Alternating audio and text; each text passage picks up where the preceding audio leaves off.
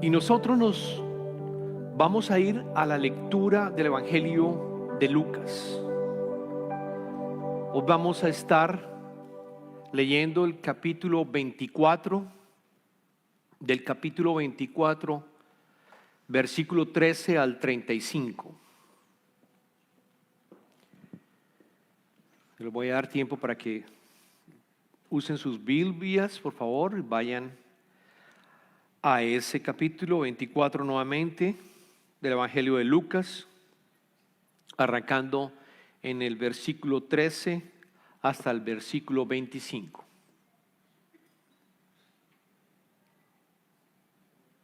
Aquel mismo día, dos de ellos se dirigían a un pueblo llamado Emaús, a unos 11 kilómetros de Jerusalén.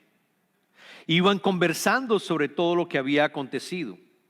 Sucedió que mientras hablaban y discutían, Jesús mismo se acercó y comenzó a caminar con ellos, pero no lo reconocieron, pues sus ojos estaban vendados. ¿Qué vienen discutiendo por el camino?, les preguntó. Se detuvieron cabizbajos y uno de ellos, llamado Cleofás, le dijo: ¿eres tú el único peregrino en Jerusalén que no se ha enterado de todo lo que ha pasado recientemente?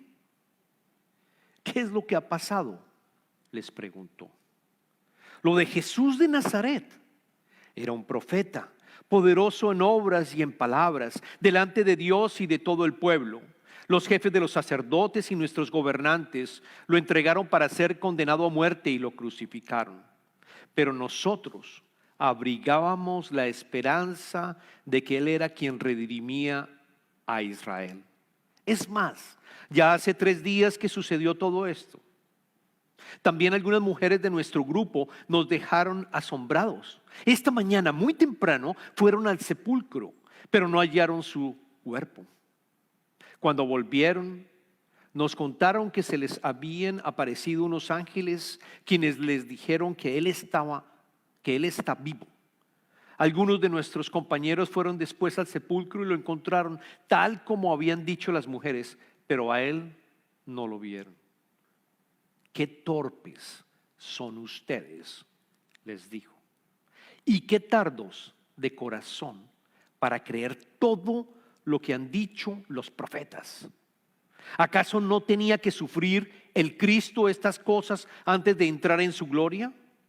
Entonces, comenzando por Moisés y por todos los profetas, les explicó lo que se refería a Él en todas las Escrituras.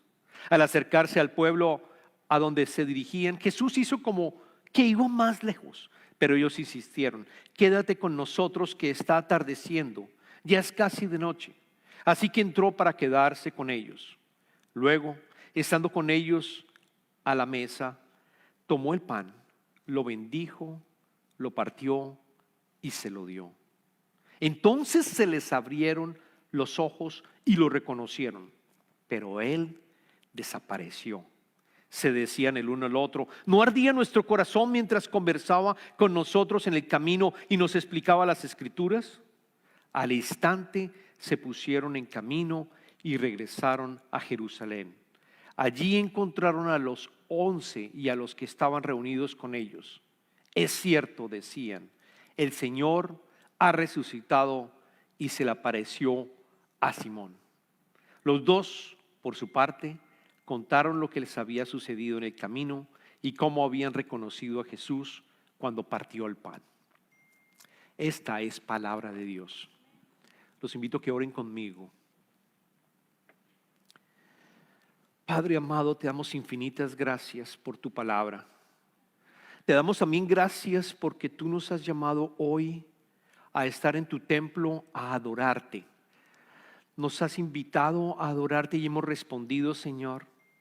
Los que estamos aquí en presencia y los que están viendo en línea, estamos contigo y sabemos que tú estás presente, porque cuando 2 o más están presentes en nombre de tu Hijo, tú estás con nosotros. Te pedimos, Señor, que igualmente nos enseñes con tu palabra, que el mensaje llegue en nuestras vidas, que el mensaje como una navaja penetre en nuestros cuerpos y en nuestra alma y podamos aprender de ti, Señor, para que nos puedas transformar y puedas llevar a cabo una cirugía que tanto necesitamos, Padre mío. Te pedimos que no nos abandones en este periodo, Señor, y que cuando salgamos transformados precisamente porque tú nos transformas. Te pedimos esto en el nombre del Padre, del Hijo y del Espíritu Santo. Amén. Amén.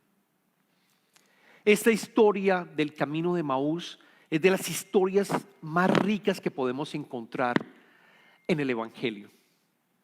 Hay muchas, pero muchas enseñanzas que podemos tomar de ella.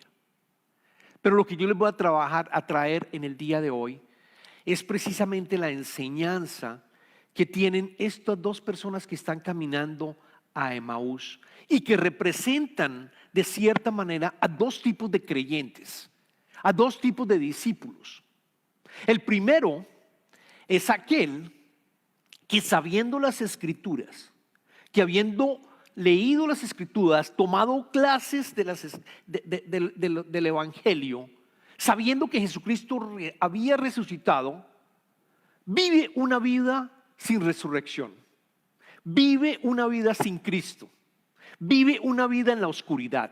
Ese es el primer tipo de discípulo, es el primer tipo de creyente que nosotros podemos encontrar en esta historia. Y en la misma historia también encontramos aquel que vive con resurrección, aquel discípulo que realmente sabe que Jesús está vivo y que Jesús está con él y que Jesús está caminando con nosotros. Esos dos tipos de discípulos lo vemos claramente en estas escrituras, en estos versos que acabamos de leer. Les voy a contar la historia para que ustedes identifiquen nuevamente dónde se encuentran estos dos discípulos y puedan aprender también y preguntarse y decir, ¿dónde estoy yo?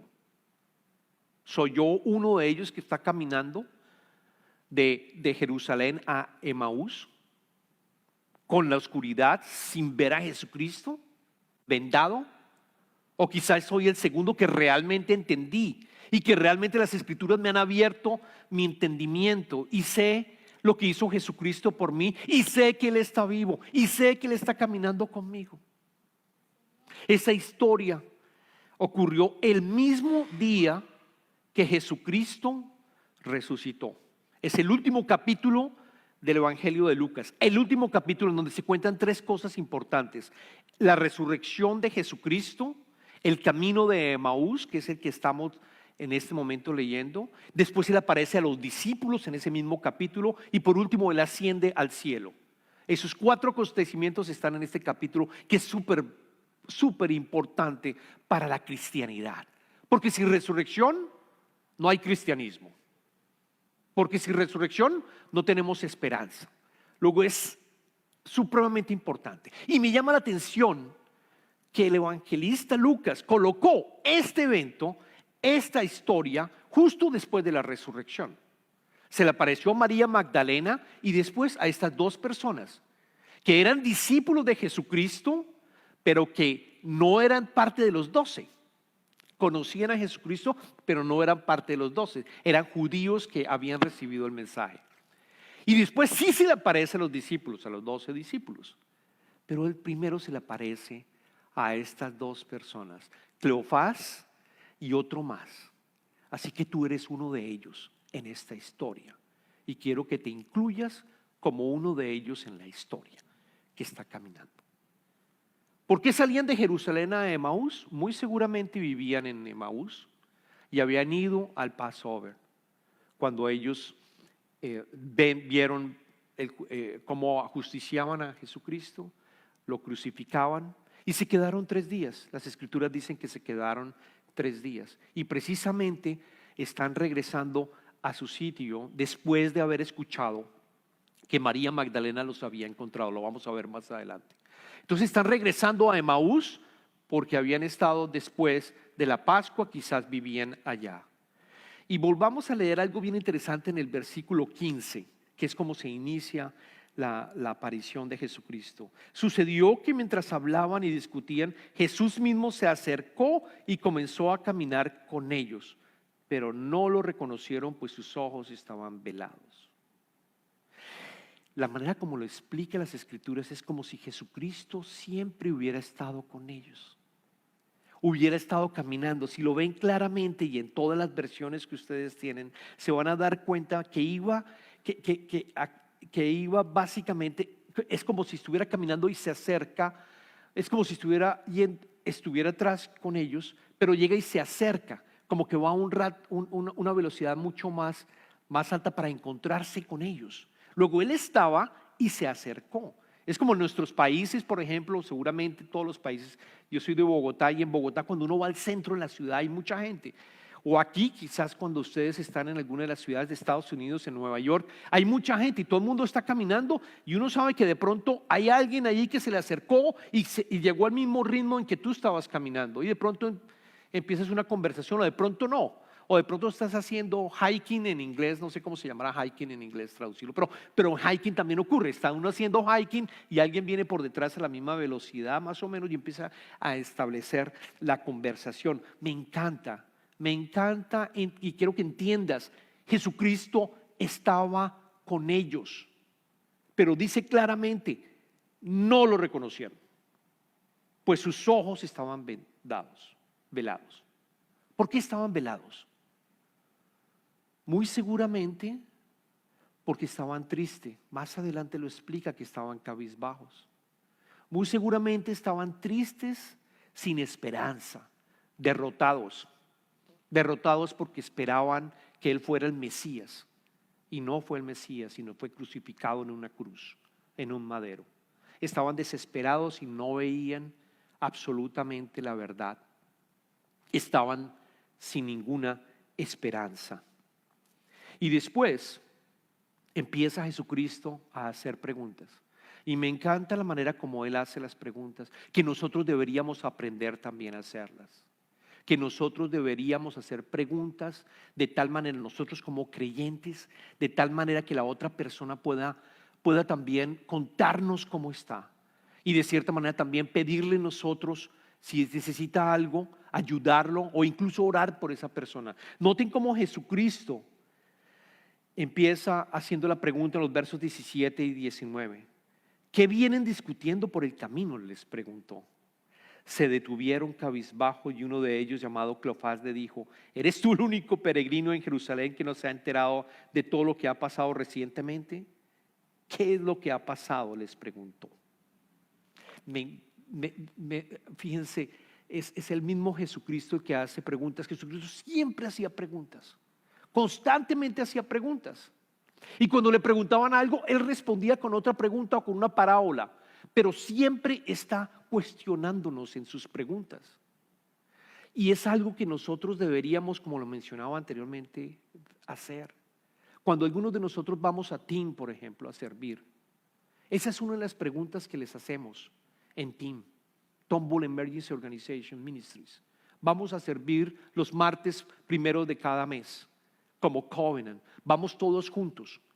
Y una de las preguntas que nos dicen es precisamente porque tenemos unos tacos que gracias a Mayra y Alonso, que cada mes están dando tacos, y algunos de ustedes que sirven y que están invitados también a participar, hacemos preguntas y les decimos: ¿cómo está tu vida?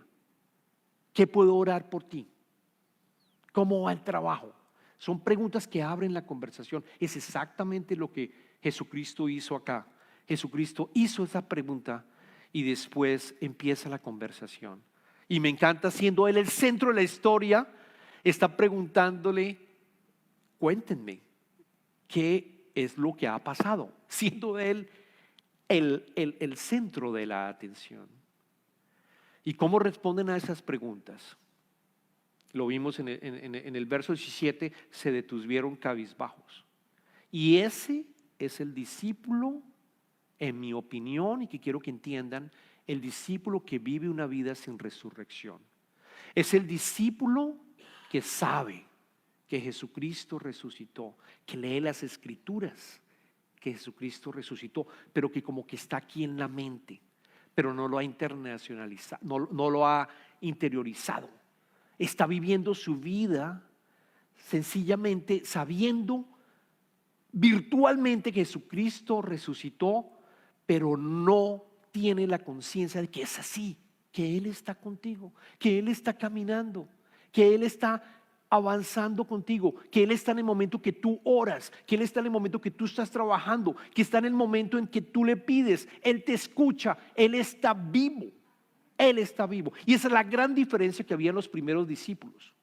Los primeros discípulos sabían que Él había resucitado, sentían su presencia, no dudaban, absolutamente. Pero hoy en día, en la edad moderna y todo lo que estamos viviendo, se nos olvida que el Hijo de Dios se hizo hombre, murió y resucitó por tus pecados y por mis pecados.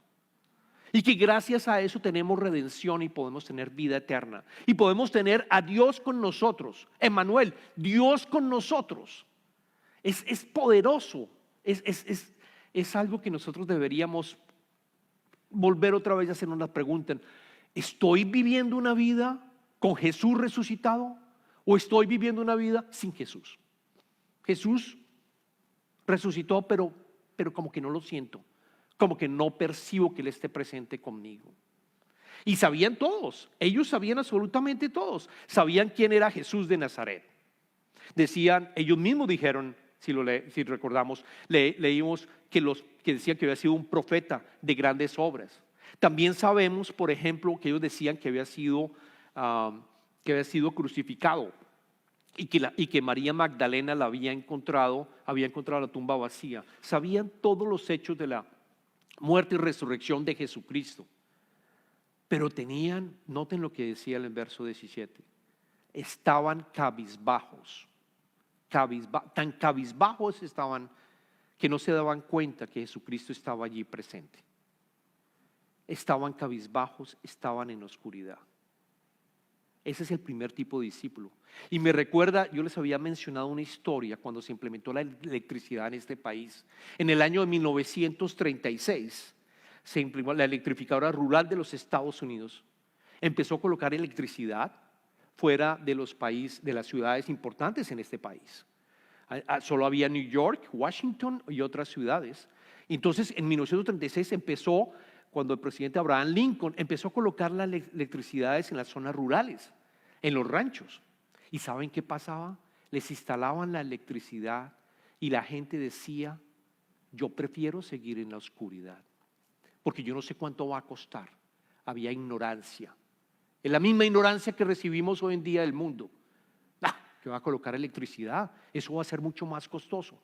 Preferían vivir en la oscuridad, aguantar el invierno fuerte, calentar algo para poderse calentar la casa o lavar la ropa teniendo lavadoras que ya podían utilizar la electricidad. No.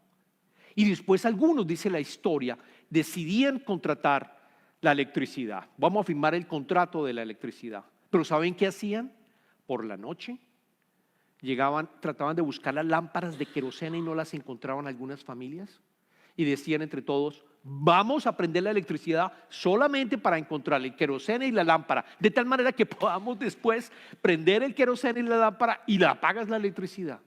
Actuamos así. Ese es el primer discípulo, que solamente conectamos la electricidad y pensamos en Jesucristo y nos olvidamos y después lo volvemos a apagar. Y no es, hermanos y hermanas, la sangre de Jesucristo, la sangre preciosa de Jesús, tuvo un costo enorme. Dios hecho hombre volvió a estar con nosotros. Tuvo un costo enorme. Y sin embargo nosotros lo tratamos como una gracia barata, como algo barato, como algo que no tiene valor.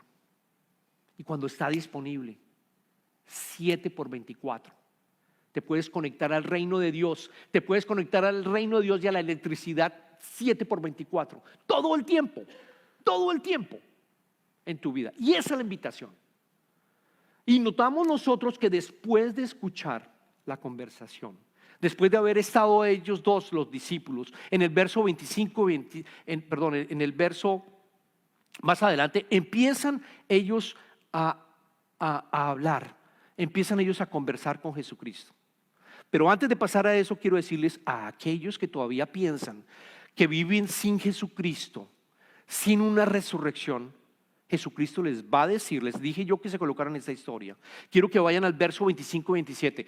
Él, Jesucristo, les está respondiendo. Nos está respondiendo a aquellos nosotros que quizás no pensamos que Jesucristo resucitó y que está vivo en mi vida. ¿Saben qué les dice? Verso 25 al 27. Qué torpes son ustedes, les digo. Y qué tardos de corazón para creer todo lo que han dicho los profetas. Torpes, lentos.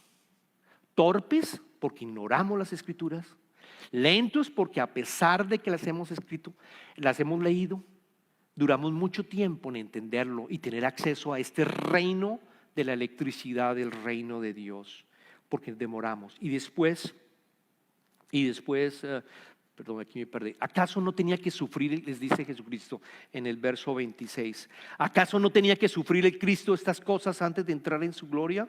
Entonces, comenzando por Moisés y por todos los profetas, les explicó lo que se refería a él en todas las escrituras. Les dio una clase del evangelio.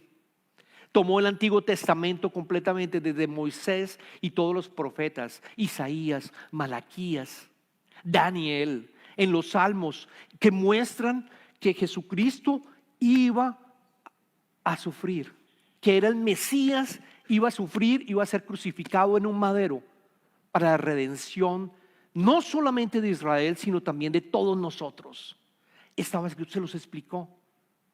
Me hubiera encantado haber estado en ese sermón de Jesucristo, y me imagino que ustedes también, haberlo escuchado y haberlo grabado y haber tenido la oportunidad de volver a escucharlo y escucharlo y escucharlo nuevamente. Pero tenemos acceso a eso, porque es precisamente, ¿saben cuánto dura uno caminando 11 kilómetros? A ver si alguien me puede decir. ¿Cuántos, perdón? 4 horas o más caminando. Están caminando, la distancia era de 11 kilómetros. Probablemente bastantes horas, ¿no? Jesucristo estaba con ellos caminando y explicándole los evangelios. El evangelio particular, perdón, los evangelios, el Antiguo Testamento. Y eso lo podemos hacer nosotros. Podemos caminar sus escrituras, leer sus escrituras. No corriendo, porque yo creo que cuando uno corre, uno no puede entender las escrituras. Caminando. Y si ese verso lo leíste y no lo entendiste, pide al Espíritu Santo que te enseñe y que te muestre y que te abra el corazón para que tú lo entiendas. Despacio, vas caminando con Él. Jesucristo está ahí cada vez que tú lees su palabra. Él está sentado contigo. Y esa es la invitación. Ese es el cristiano que sabe que Jesucristo está vivo y que está contigo y que camina contigo y que está acompañándote en el trabajo, manejando, haciendo el aseo de la casa. En cualquier circunstancia Él está contigo. Emmanuel, Dios con nosotros. Dios con nosotros. No podemos perder esa oportunidad. ¿Qué tipo de creyente eres tú? El poder del Espíritu Santo te permite que siempre vuelvas tú a encontrar y saber que Él está presente. ¿Y saben qué pasa? ¿Saben qué pasa cuando nosotros vivimos como Jesucristo resucitado? ¿Saben qué pasa? ¿Qué significa? ¿Cómo hacemos para vivir con Él? O mejor dicho, ¿cuál es la gran ventaja? La gran ventaja es que te vuelves íntegro. Porque pasan muchas cosas. Primero, te dan el poder del Espíritu Santo está contigo. Empiezas a recibir y a experimentar los frutos del Espíritu. Y te da paz adicionalmente. Y te da vida abundante. Te da la vida que tú querías, que Jesucristo diseñó para ti en este mundo. Tienes la posibilidad de transformarte, de ser la persona, el Juan, el Pedro, el Carlos, el Darío en Cristo. Tener esa posibilidad de esa transformación. Y te vuelve íntegro. Íntegro significa, los que estudiaron matemáticas, integer, un número entero. No se divide. Y si no se divide, si yo soy en el trabajo, yo actúo como un cristiano y amo a mi hermano y no hago trampa y estoy con él. Y estoy en la casa, yo soy un esposo, yo soy un padre, yo soy un hijo también y no voy a cambiar. Íntegro, uno, solo, no se divide. Porque Jesús está conmigo. ¿Cómo puedo robar? ¿Cómo puedo mentir? ¿Cómo puedo ser infiel a mi esposa? ¿Cómo no puedo amar a mi hermano? Si Él está allí, si realmente está conmigo, yo voy a ser íntegro también. Y me voy a transformar a tener vida abundante, que es lo más precioso desde ahora. Es lo que se llama spiritual formation. Empiezas a formarte cada vez más, cada vez más. Y el poder del Espíritu Santo te va transformando cada vez más, cada vez más. Hasta que puedas llegar a tener el carácter de Jesucristo. Y cuando tengas el carácter de Jesucristo, ¿sabes qué pasa? Él te invita. Ven a trabajar en mi reino. Ven y me ayudas, porque hay almas que están perdidas. Ven y tú me ayudas a trabajar en el reino de Dios. Y lo vas a glorificar a Él a través de lo que tú haces. Te conviertes como en un bote. Te dejas llevar, lo que estábamos cantando anteriormente en la alabanza. Te dejas llevar por el Espíritu Santo. Te dejas llevar y Él va abriendo los caminos para que tú le puedas servir y le puedas honrar. En Levíticos, el libro del Antiguo Testamento lo dice claramente. Él lo dice en el capítulo 16, el capítulo 26, Levítico, versículo 11. Él dice: Dios, caminaré entre ustedes, yo seré su Dios y ustedes serán mi pueblo. Esta promesa está desde el momento, desde el Antiguo Testamento, desde el pueblo de Israel. Estableceré mi morada en medio de ustedes y no los aborreceré. Es un verso anterior. Caminaré entre ustedes, yo seré su Dios y ustedes serán mi pueblo. Incluso se lo dijo en Génesis a Abraham. Camina delante de mí, le dijo Dios a Abraham. Camina delante de mí. Eso es todo. Camina delante de mí, camina conmigo, camina conmigo. Esa es la invitación, hermanos y hermanas. Que seas el segundo tipo de discípulo. Y noten lo que ocurrió después de haber escuchado todas esas horas a Jesucristo. Ellos dicen que el corazón sentía un ardor, lo dicen las escrituras de ellos. Y cuando Jesucristo se iba a ir, porque trató de irse, le dijeron: no, quédate con nosotros. Así pasa cuando tú entiendes las escrituras. No quieres que Él se vaya. Yo quiero seguir leyendo, que despacio, sin correr. Yo quiero seguir con Él. No quiero que se vaya. No, Jesús, quédate conmigo. Eso le ocurrió a ellos dos. Quédate conmigo. Quédate conmigo. Y en ese momento se abrieron y entendieron que era Jesucristo cuando Él hizo la cena, la Santa Cena. Quizás cuando partió el pan vieron sus marcas acá. El Espíritu Santo trabajó en ese momento y ellos entendieron: es Jesucristo. Y como buenos discípulos salieron a avisarles a otros. Hoy vamos a tener la Santa Comunión y vamos a recordar ese momento. Y vamos a pedirle al Señor, a nuestro Señor, que no nos abandone. Y como orábamos anteriormente con Ana, que por favor nos acompañe en esta crisis que podamos estar teniendo, no sé cuál sea, que no nos abandone, que nos ayude a entender la palabra, que podamos entenderla, que podamos vivir una vida de resurrección con Jesucristo a nuestro lado. Oremos. Amado Padre, te doy infinitas gracias por haber colocado esta historia en tu evangelio justo después de la resurrección, para que nosotros entendiéramos, Señor, que este caminar que nosotros tenemos contigo es posible, que tú estás con nosotros todo el tiempo, independientemente de lo que nosotros hagamos durante nuestros días, Padre mío. Y yo te pido que sigas con nosotros nutriéndonos y enseñándonos la palabra y dándonos esa vida abundante que tanto necesitamos. Al igual, Señor, que puedas ayudarnos en todas las dificultades que estamos teniendo de trabajo, de enfermedad, porque tú estás con nosotros y nos vas acompañando. Y el poder del Espíritu Santo que te levantó entre los muertos también es el mismo poder del Espíritu Santo que nosotros podemos recalcar. No queremos ser un cristiano que viva una vida sin resurrección. Queremos ser un cristiano que viva con resurrección, con vida abundante, con vida eterna. Dios con nosotros, Padre. Haznos que esto sea una realidad, Señor, en nuestros corazones. Te pedimos esto en el nombre de tu amado Hijo Jesucristo. Amén.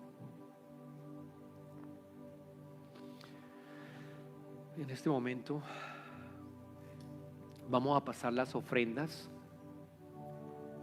y hoy quiero comentarles a todos que es un día especial en Covenant, porque también se cerraron las ofrendas en la mañana, en los dos servicios, para el ministerio que estamos armando de recreación, para la actualización también del tema de la digital y adicionalmente reducir la deuda por la construcción. Así que yo los invito también, vamos a pasar el plato de las ofrendas y cada uno coloque lo que el Señor los está invitando a colocar. Señor, te damos infinitas gracias por estas ofrendas, Señor, y te pedimos que las multipliques, que el discipulado de deportes que se va a construir acá, Señor, pueda cambiar generaciones que vivan en esta área, Señor, y que podamos nosotros también ser partícipes de este ministerio, que podamos ayudar a que otros jóvenes te conozcan, que realmente perdure esta obra, Señor, y podamos glorificarte. Te pedimos esto en el nombre de tu amado Hijo Jesucristo.